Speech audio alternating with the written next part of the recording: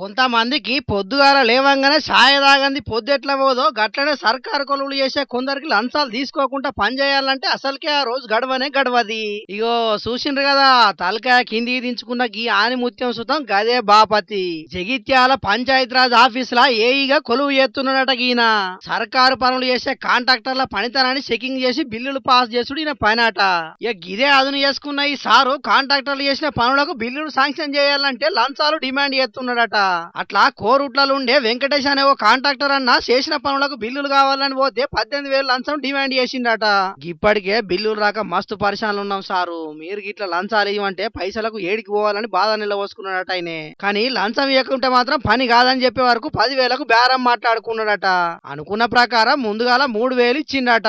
నిజాయితీగా పనులు చేసినాం అయినా లంచం అడుగుతున్నాడు కాబట్టి నన్ను దొరకబట్టించిందే కావాలని ఈ ముచ్చట మీద ఏసీబీ సార్లకు ఫిర్యాదు చేసినట కాంట్రాక్టర్ అన్న.